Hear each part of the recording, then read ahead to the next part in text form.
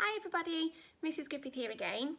Today I'd like to talk to you about phonics and more specifically digraphs.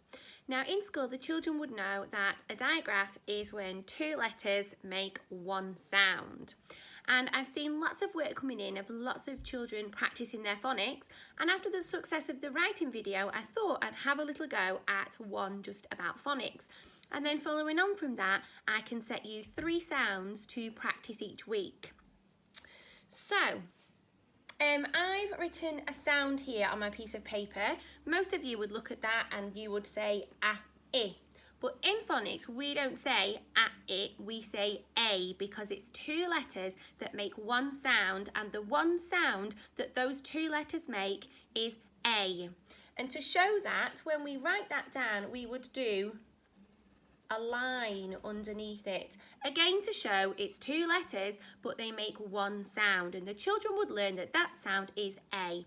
So when we come to write words for the children to read with the A sound in, if I was to write pain on the whiteboard, I would go P-A-N, pain, and then I would write P. It's not the best whiteboard I've ever written on. A. And then with my sound buttons I would add them on, and I would have a dot for the P because that makes the sound P, and I would put a line under my digraph to show it's 2 letters that make one sound, the A sound, and then a dot on the and then we can sound out the word to check P-A-N, pain. So again, I'm not saying P-A-N, I'm saying P-A-N, pain. Again, if I wanted to have a go at train, I can hear the tr, so they are their own sounds. So I'm going to write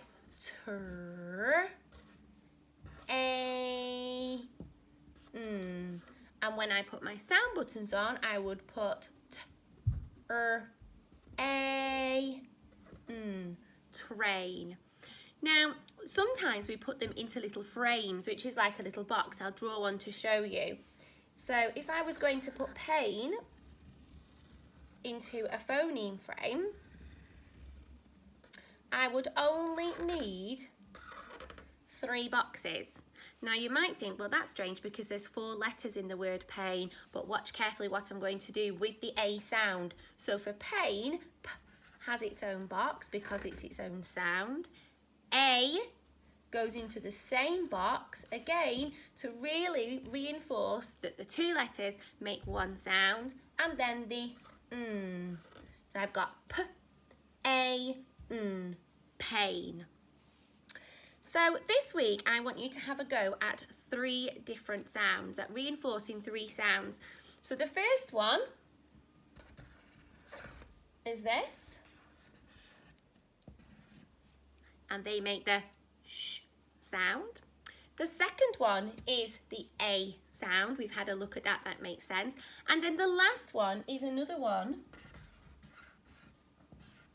So again, we don't say a, we say ah, ah. Now the A and the sh sound, they are familiar to all of the children. We've all covered them in phonics, but the R sound, depending on where your child is up to with their phonics, may be new for some of the children. So you may need to have a look at the R sound.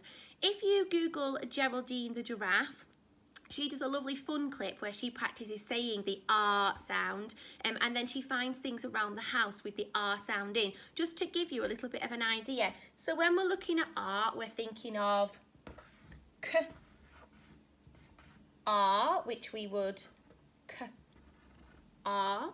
We are park, P, R, K, park. We could have shark because we know the sh sound, sh, ark, shark.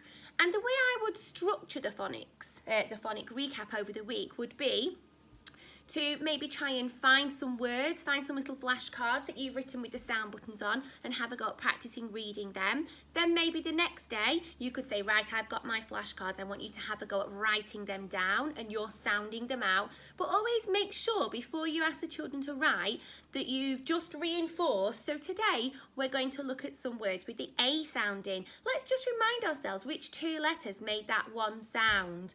And then you could say, right, I want you to have a go at writing pain. And then maybe the next day you could choose one of the words to have a go at putting into a simple sentence and having a go at a sentence.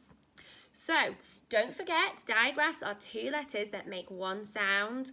Underline them in the words, put them in their own box in the phoneme frames. And this week we have sh, a and r. Let me know how you get on.